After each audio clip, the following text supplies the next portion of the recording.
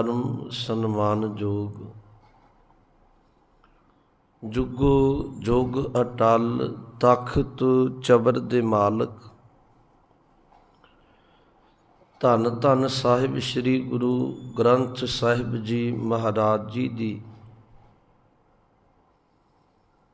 ਪਾਵਨ ਪਵਿੱਤਰ ਹਾਜ਼ੂਰੀ ਅੰਦਰ ਸੁਭਾਏਮਾਨ ਸਤ ਸੰਗੀ ਜਨੋ, ਆਓ ਗੁਰੂ ਚਰਨਾਂ ਵਿੱਚ ਬੈਠਣ ਦਾ ਸੁਭਾਗ ਗੁਰੂ ਕੀ ਕਿਰਪਾ ਬਖਸ਼ਿਸ਼ ਦਾ ਸਦਕਾ ਪ੍ਰਾਪਤ ਹੋਇਆ ਹੈ। ਸਤਿਗੁਰੂ ਦੀ ਕਿਰਪਾ ਨਾਲ ਆਪਾਂ ਲੜੀਵਾਰ ਅਰਦਾਸ ਦੀ ਵਿਆਖਿਆ ਵਿਚਾਰਦੇ ਹਾਂ, ਜੋ ਸਿੱਖ ਰੋਜ਼ਾਨਾ ਆਪਣੇ ਜੀਵਨ ਵਿੱਚ ਦਿਨ ਵਿੱਚ ਦੀ ਕਈ ਵਾਰ ਅਰਦਾਸ ਬੇਨਤੀ ਕਰਦਾ ਹੈ। ਕਈ ਵਾਰ ਤੋਂ ਭਾਵ ਅੰਮ੍ਰਿਤ ਵੇਲੇ ਨਿਤਨੇਮ ਕੀਤਾ ਤਾਂ ਅਰਦਾਸ ਕੀਤੀ, ਸ਼ਾਮ ਵੇਲੇ ਰਹਿਰਾਸ ਸਾਹਿਬ ਦਾ ਪਾਠ ਕੀਤਾ ਤਾਂ ਅਰਦਾਸ ਕੀਤੀ।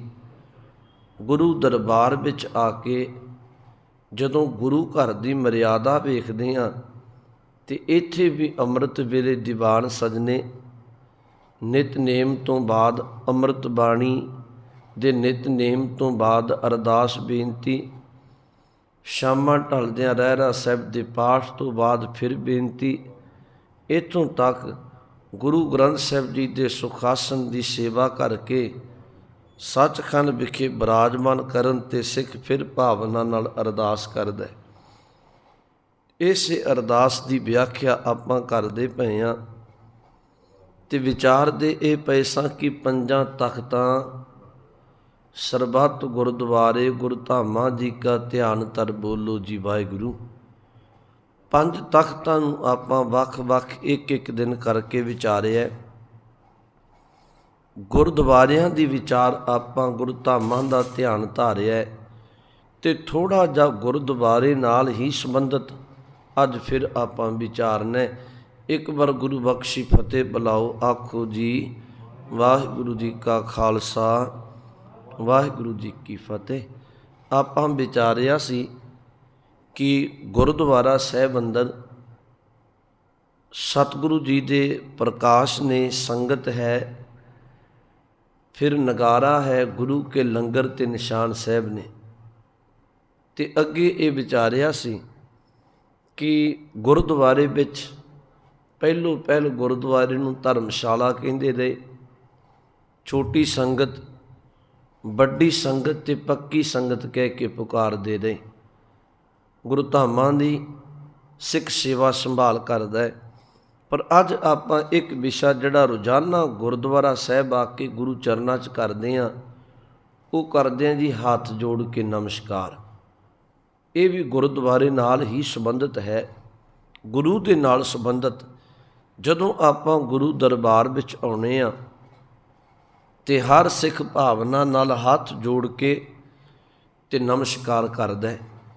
ਗੁਰਬਾਣੀ ਵਿੱਚ ਇਹਦਾ ਸਿਧਾਂਤ ਬੜਾ ਪਿਆ ਹੈ ਕਿ ਨਮਸਕਾਰ ਕਿਵੇਂ ਕਰਨੀ ਆ ਤੇ ਨਮਸਕਾਰ ਕਿਵੇਂ ਕਰਨੀ ਚਾਹੀਦੀ ਆ। ਉਸ ਵੇਲੇ ਤੇਰੇ ਅੰਦਰ ਦਾ ਭਾਵ ਕੀ ਚਾਹੀਦਾ ਹੈ।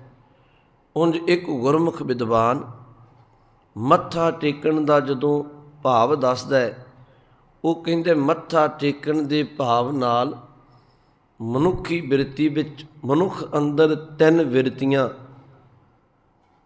ਵਰਤਣੀਆਂ ਚਾਹੀਦੀਆਂ। ਪਹਿਲੀ ਗੱਲ, ਹੱਥ ਜੋੜੇ ਨੇ। ਜਦੋਂ ਬੰਦਾ ਹੱਥ ਜੋੜਦੇ ਨਾ ਕਿਸੇ ਅੱਗੇ, ਹੁਣ ਇੱਥੇ ਤੇ ਆਪਾਂ ਗੁਰੂ ਅੱਗੇ ਜੋੜਦੇ ਹਾਂ, ਇਹਦਾ ਭਾਵ ਹੁੰਦਾ ਕਿ ਮੈਂ ਆਪਣੇ ਅੰਦਰ ਦਾ ਅਹੰਕਾਰ ਤਿਆਗਦਾ, ਮੇਰੀ ਮਰਜ਼ੀ ਕੋਈ ਨਹੀਂ, ਮੈਂ ਹੱਥ ਜੋੜਦਾ।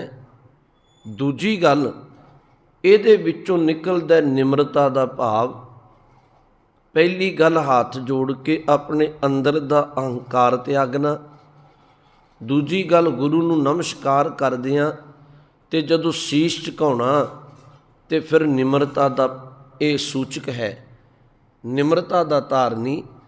ਤੇ ਤੀਜੀ ਗੱਲ ਕਿ ਆਪਣੇ ਅੰਦਰੋਂ ਮੈਂ ਮੱਥਾ ਟੇਕ ਦਿੱਤਾ, ਆਪਣੀ ਮੱਤ ਤਿਆਗਦਾ ਤੇ ਜੋ ਸਤਿਗੁਰੂ ਤੁਹਾਡੀ ਮੱਤ ਹੈ ਮੈਂ ਉਹਨੂੰ ਧਾਰਨ ਕਰਾਂਗਾ।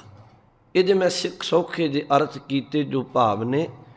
ਉਂਝ ਬਾਣੀ ਵਿੱਚ ਇੱਕ ਬਚਨ ਕਿਹਾ ਗੁਰੂ ਰਾਮਦਾਸ ਮਹਾਰਾਜ ਨੇ, ਗੁਰਮੁਖੋ ਹਜ਼ੂਰ ਕਹਿੰਦੇ ਆ, ਕਹਿਣ ਲੱਗੇ ਆਪਾਂ ਬਾਹਰੀ ਤੌਰ 'ਤੇ ਕਿਸੇ ਲੋੜਵੰਦ ਨੂੰ ਭੋਜਨ ਛਕਾ ਕੇ ਤੇ ਸਮਝਦੇ ਪੁੰਨ ਕਰਮ ਕਰ ਲਿਆ, ਜਾਂ ਕਿਸੇ ਦੀ ਕਿਸੇ ਨਾ ਕਿਸੇ ਰੂਪ ਵਿੱਚ ਸੇਵਾ ਕੀਤੀ, ਕਿਸੇ ਰੋਗੀ ਨੂੰ ਦਵਾ ਦਵਾਈ, ਕਿਸੇ ਦਾ ਤਨ ਢਕਿਆ, ਲੰਗਰ ਛਕਾਇਆ, ਤੇ ਆਪਾਂ ਸੋਚਦੇ ਹਾਂ ਵੀ ਇਹ ਅਸੀਂ ਦਾਨ ਪੁੰਨ ਦਾ ਕਰਮ ਕਰ ਲਿਆ। ਪਰ ਗੁਰੂ ਗ੍ਰੰਥ ਸਾਹਿਬ ਨੇ ਇੱਕ ਬਚਨ ਕਿਹਾ, ਬੜੇ ਧਿਆਨ ਨਾਲ ਸੁਣਿਓ। ਮਹਾਰਾਜ ਕਹਿੰਦੇ ਜਦੋਂ ਕੋਈ ਸ਼ਰਧਾ ਨਾਲ ਗੁਰੂ ਚਰਨਾਂ 'ਚ ਆਉਂਦਾ ਹੈ ਤੇ ਹੱਥ ਜੋੜ ਕੇ ਨਮਸਕਾਰ ਕਰਦਾ ਹੈ, ਗੁਰੂ ਗ੍ਰੰਥ ਸਾਹਿਬ ਨੂੰ ਕੀਤੀ ਨਮਸਕਾਰ, ਇਹ ਬੜਾ ਵੱਡਾ ਪੁੰਨ ਹੈ।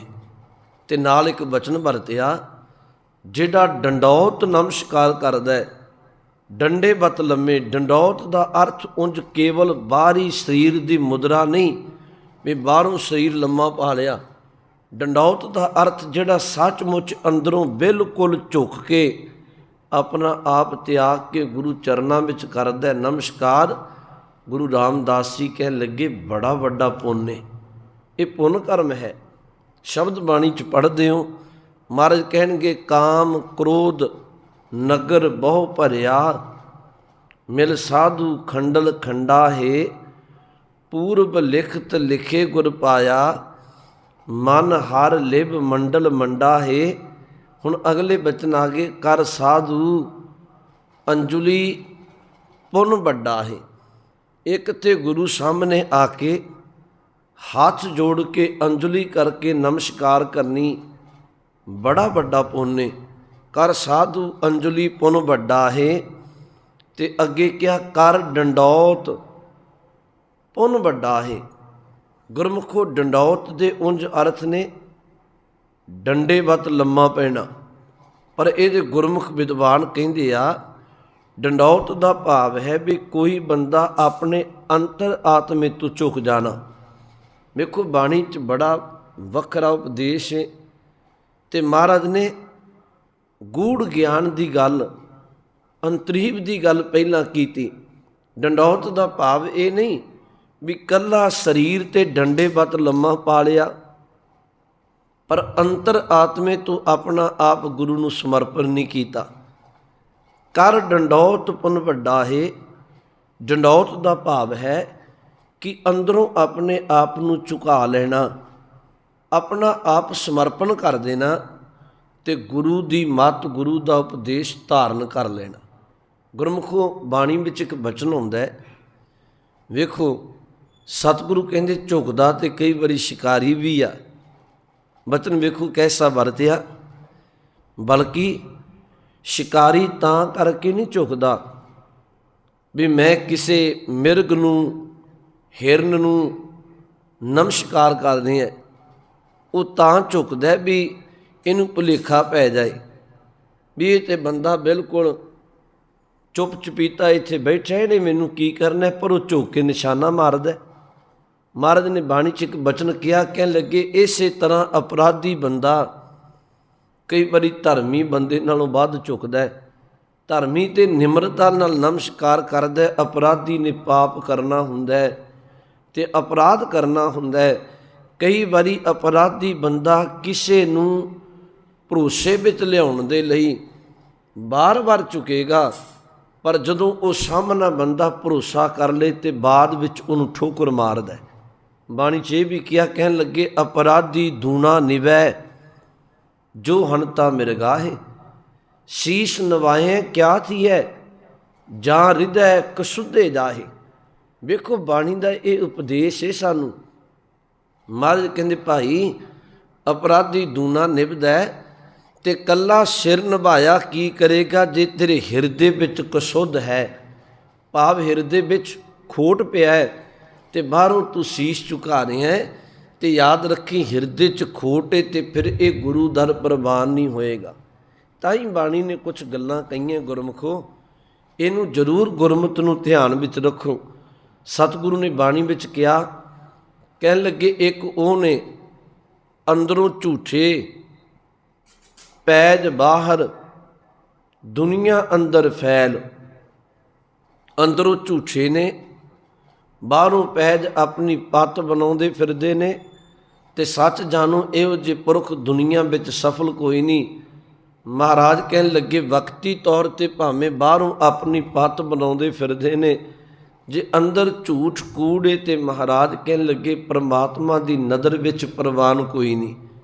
ਪਰ ਇੱਕ ਪਾਸੇ ਹਜ਼ੂਰ ਨੇ ਇਹ ਵੀ ਕਿਹਾ, ਕਹਿਣ ਲੱਗੇ ਕੋਈ ਗੱਲ ਨਹੀਂ, ਕੁਛ ਇਹੋ ਜਿਹੇ ਭਲੇ ਪੁਰਖ ਵੀ ਨੇ ਕਿ ਬਾਹਰੋਂ ਤਨ ਤੇ ਸਾਧ ਮੁਰਾਦੇ ਗੋਦੜੀ ਪਾਟੇ ਕੱਪੜੇ ਪਹਿਨੇ ਆ, ਬਾਹਰੋਂ ਦੇਖੋਗੇ ਤੇ ਨਜ਼ਰ ਆਏਗਾ ਵੀ ਬਿਲਕੁਲ ਪਾਟੇ ਕੱਪੜੇ ਗੋਦੜੀ ਪਾਈ ਆ, ਪਰ ਅੰਦਰ ਉਹਨਾਂ ਦੇ ਪਰਮੇਸ਼ਵਰ ਦਾ ਕੀਮਤੀ ਨਾਮ ਹੈ।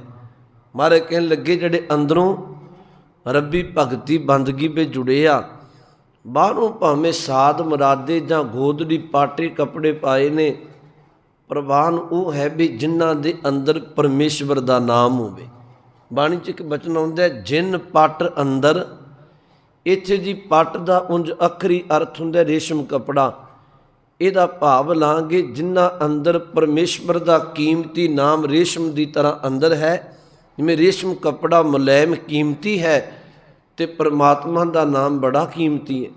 ਜਿਨ ਪੱਟ ਅੰਦਰ ਬਾਹਰ ਗੁੱਦੜ, ਬਾਹਰ ਗੋਦੜੀ ਪਹਿਨੀ ਆ, ਅੰਦਰ ਪਰਮਾਤਮਾ ਦਾ ਨਾਮ ਹੈ। ਮਹਾਰਾਜ ਕਹਿਣ ਲੱਗੇ ਤੇ ਭਲੇ ਸੰਸਾਰ, ਉਹ ਸੰਸਾਰ ਵਿੱਚ ਭਲੇ ਪੁਰਖ ਨੇ, ਉਹ ਸੰਸਾਰ ਵਿੱਚ ਚੰਗੇ ਪੁਰਖ ਨੇ। ਜਿਨ ਪੱਟ ਅੰਦਰ ਬਾਹਰ ਗੁੱਦੜ ਤੇ ਭਲੇ ਸੰਸਾਰ। ਫਿਰ ਮਹਾਰਾਜ ਕਹਿਣ ਲੱਗੇ ਉਹਨਾਂ ਦੀ ਇੱਕ ਬਿਰਤੀ ਇਹ ਵੀ ਹੈ ਕਿ ਰੰਗ ਹੱਸੇ ਰੰਗ ਰੋਵੇ, ਚੁੱਪ ਪੀ ਕਰ ਜਾਹੇ, ਪ੍ਰਵਾਹ ਨਾਹੀ ਕਿਸੈ ਕੇਰੀ ਬਾਜ, ਸੱਚੇ ਨਾਹੇ।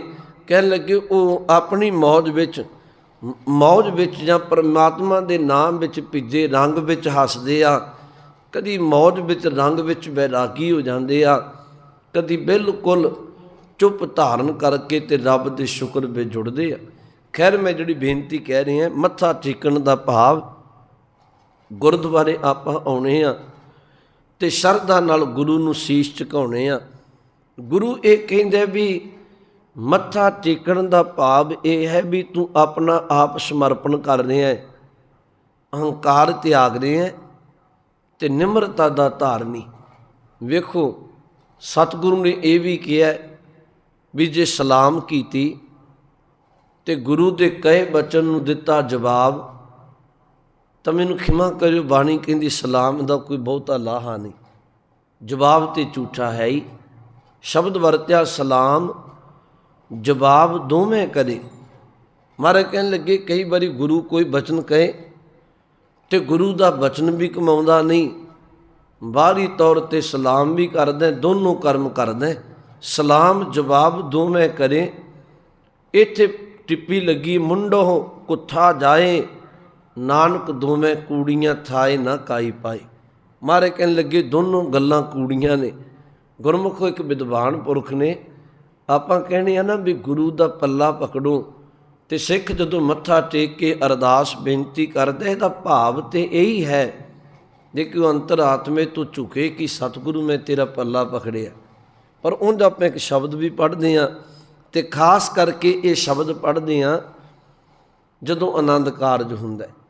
ਹਾਲਾਂਕਿ ਮੈਂ ਕਈ ਵਾਰ ਬੇਨਤੀ ਇਹ ਆਖਦੇ ਵੀ ਇਹ ਸ਼ਬਦ ਨੇ ਪੜ੍ਹ ਆਪਾਂ ਜ਼ਰੂਰ ਦਿੰਦੇ ਹਾਂ ਭਾਵਨਾ ਨਾਲ, ਪਰ ਇਹਦਾ ਭਾਵ ਇਹ ਨਹੀਂ ਵੀ ਇਹ ਜਿਹੜੇ ਸ਼ਬਦ ਪੜ੍ਹਦੇ ਆ ਤਾਂ ਪੱਲੇ ਤੈਂਡੇ ਲਾਗੀ, ਵੀ ਸ਼ਾਇਦ ਇਹ ਇੱਕ ਬੱਚੇ ਦਾ ਬੱਚੀ ਪੱਲਾ ਪਕੜਦੀ ਆ ਜਾਂ ਬਾਪ ਉੱਠਦਾ ਤੇ ਪੱਲਾ ਪਕੜਾਉਂਦਾ ਵੀ ਇਹਦੇ ਨਾਲ ਸੰਬੰਧਿਤ ਸ਼ਬਦ ਹੈ। ਕੋਈ ਨਹੀਂ ਸੰਬੰਧਿਤ, ਪੜ੍ਹ ਦਿੰਦੇ ਆਪਾਂ ਭਾਵਨਾ ਨਾਲ ਤੇ ਉੱਥੇ ਨਾਲ ਪੱਲਾ ਪਕੜਾਇਆ ਜਾਂਦਾ।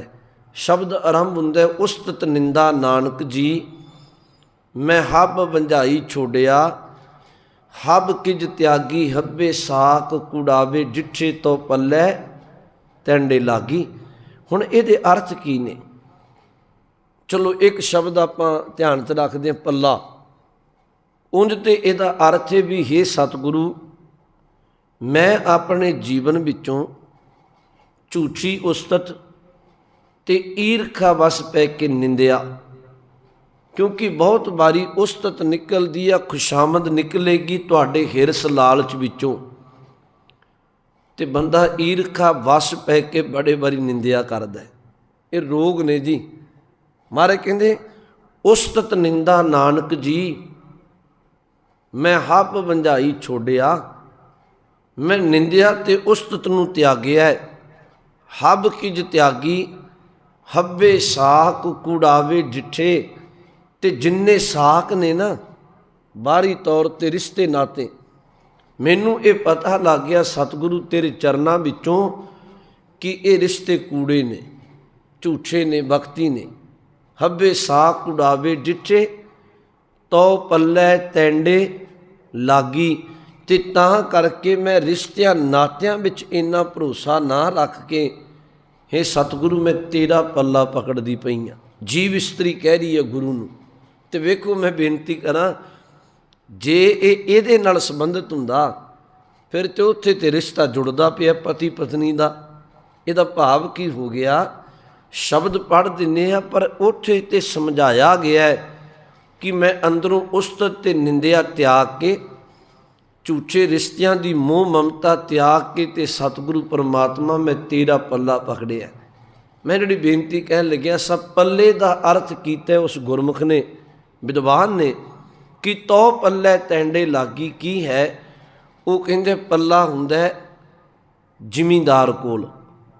जदों तुसीं वेखो पल्ला परना हुंदा है उहदे कोल, कई बार वो परने पल्ले नूं सिर ते बन्नदा।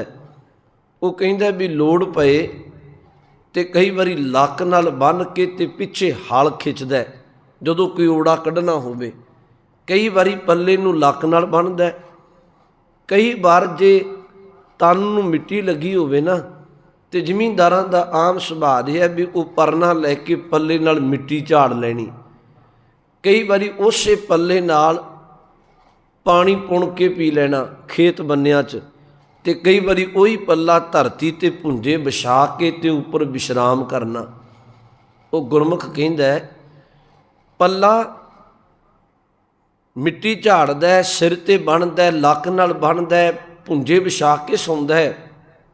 पल्ले ने जिमींदार मालक नूं कदी नहीं कहा भी तू मैनू कदी मिट्टी झाड़दा है, कदी लक नाल बन्नदा है, कदी भुंजे विछाउणा है। पल्ले ने इक्को गल कही, तू मेरा मालक है, मैं तेरा पल्ला पकड़िया, मैं जिमें तू करेगा मैं उस तरह रहन नूं तैयार हाँ।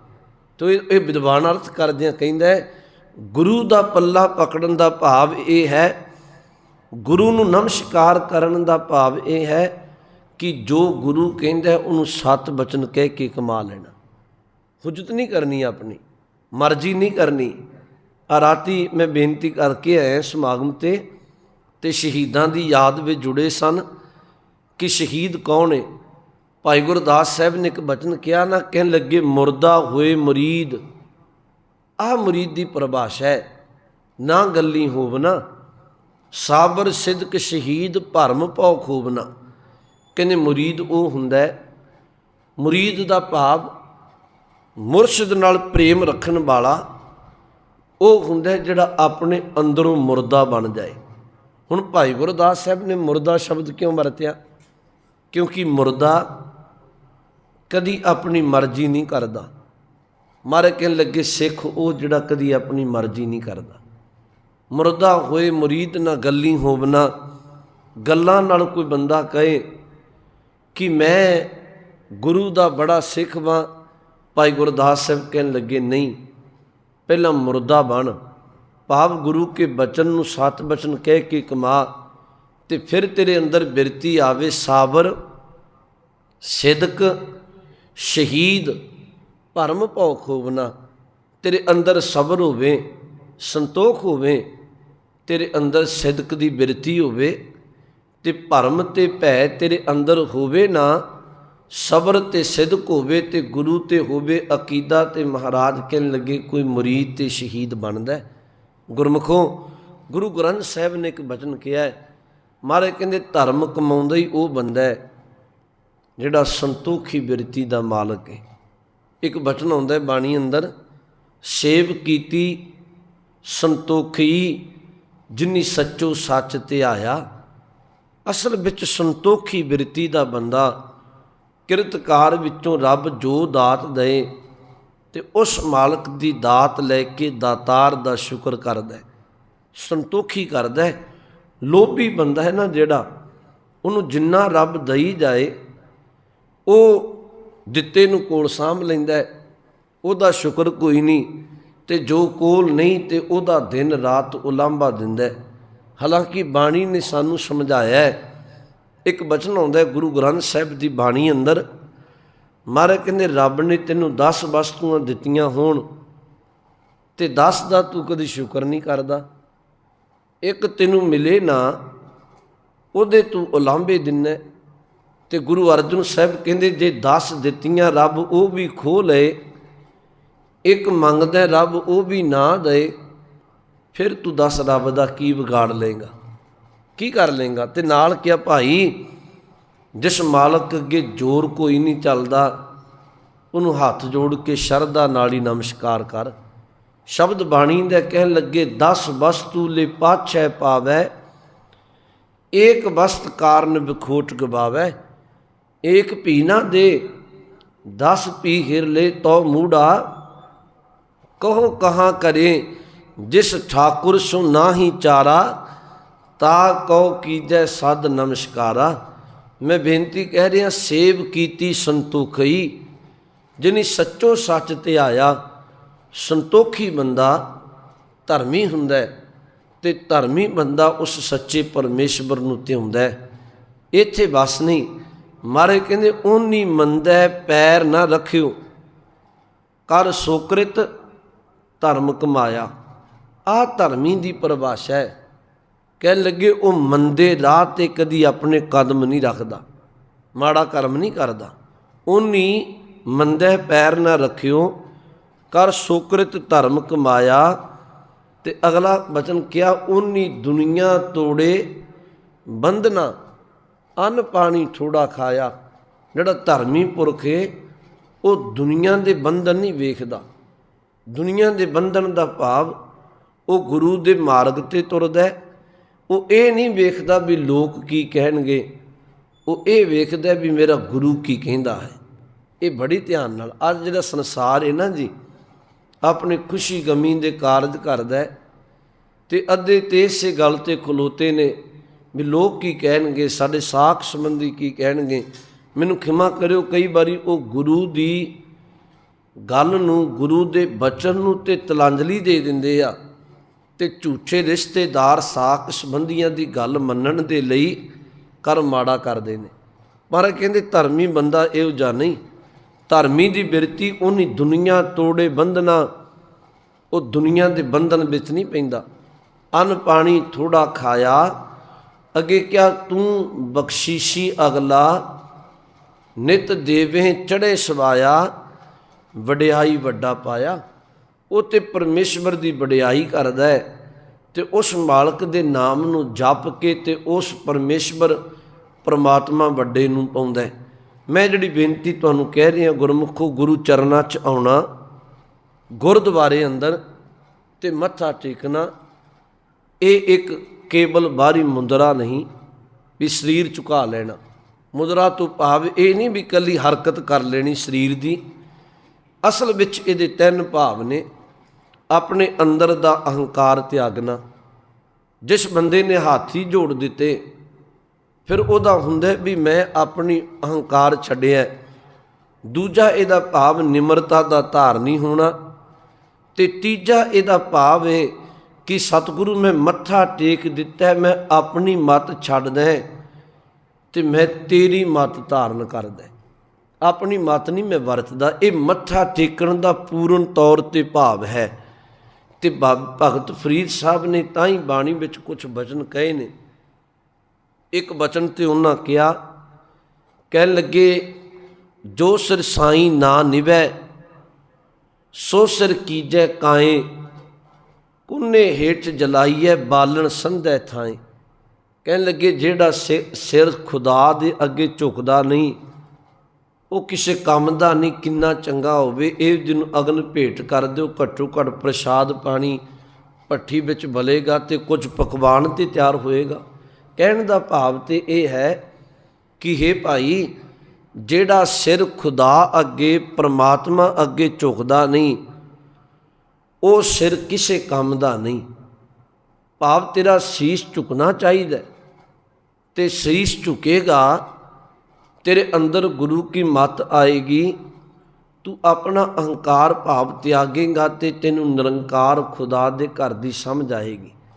ਵੇਖੋ, ਅਹੰਕਾਰ ਧਰਮ ਤੇ ਨਾਮ ਤੇ ਪਰਮੇਸ਼ਵਰ ਤੇ ਆਤਮਾ ਦੇ ਵਿਚਕਾਰ ਅਹੰਕਾਰ ਰੁਕਾਵਟ ਪੈਦਾ ਕਰਦਾ ਹੈ। ਤੇ ਗੁਰੂ ਗ੍ਰੰਥ ਸਾਹਿਬ ਨੇ ਕਿਹਾ ਵੀ ਬੰਦਾ ਬਹੁਤੇ ਕਰਮ ਕਰਦੇ ਅਹੰਕਾਰ ਵਸ ਪੈ ਕੇ ਆ। ਇੱਕ ਬਚਨ ਆਉਂਦਾ ਸਤਿਗੁਰੂ ਦਾ, ਮਹਾਰਾਜ ਸਾਡੇ ਇੱਕ ਇੱਕ ਕਰਮ ਨੂੰ ਗਿਣਨਗੇ ਤੇ ਕਹਿਣਗੇ ਵੀ ਇਹ ਬੰਦੇ ਹਉ ਵਿੱਚ ਆਇਆ, ਹਉ ਵਿੱਚ ਗਿਆ, ਹਉ ਵਿੱਚ ਜੰਮਿਆ, ਹਉ ਵਿੱਚ ਮੂਆ।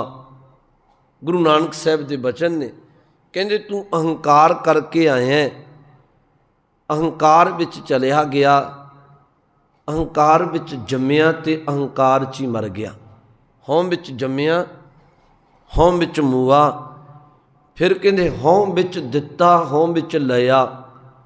ਥੋੜ੍ਹਾ ਬਾਹਲਾ ਦਾਨ ਪੁੰਨ ਕੀਤਾ, ਹੱਥ ਵਿੱਚੋਂ ਕੁਛ ਦਿੱਤਾ, ਉਹ ਵੀ ਅਹੰਕਾਰ ਵਸ ਪੈ ਕੇ ਮੈਂ ਮੇਰੀ ਦੀ ਮੋਹਰ ਲਾਉਣਾ, ਮੈਂ ਦਾਨ ਦਿੱਤਾ। ਤੇ ਜਦੋਂ ਕਿਸੇ ਤੋਂ ਖੋਹਾ ਖਿੰਜੀ ਕਰਦਾ ਨਾ, ਉਹ ਵੀ ਫਿਰ ਅਹੰਕਾਰ ਵਸ ਪੈ ਕੇ ਕਰਦਾ। ਇਹ ਕਰਮ ਅਹੰਕਾਰ ਹੀ ਕਰਾਉਂਦਾ ਹੈ। ਕਿਸੇ ਦੂਜੇ ਨਾਲ ਧੱਕਾ ਜੋਰੀ ਕਰਨਾ, ਕਿਸੇ ਦਾ ਹੱਕ ਖੋਹਣਾ। ਕਹਿੰਦੇ ਹਉ ਵਿੱਚ ਦਿੱਤਾ, ਹਉ ਵਿੱਚ ਲਿਆ। ਫਿਰ ਕਹਿੰਦੇ ਹਉ ਵਿੱਚ ਖਟਿਆ, ਹਉ ਵਿੱਚ ਗਿਆ।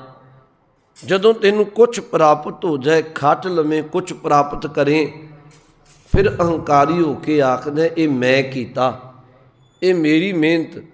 ਤੇ ਮਹਾਰਾਜ ਕਹਿੰਦੇ ਜਦੋਂ ਕੁਛ ਚਲਿਆ ਜਾਂਦਾ ਹੈ, ਸਤਿਗੁਰੂ ਕਹਿਣ ਲੱਗੇ ਉਦੋਂ ਰੱਬ ਨੂੰ ਦੋਸ਼ ਨਾ ਦੇ। ਤੂੰ ਖੱਟਣ ਵੇਲੇ ਕਹਿਣਾ ਮੇਰੀ ਮਿਹਨਤ, ਤੇ ਜਦੋਂ ਜਾਂਦਾ ਉਦੋਂ ਕਹਿੰਦੇ ਰੱਬ ਨੇ ਕੀਤਾ ਨਹੀਂ।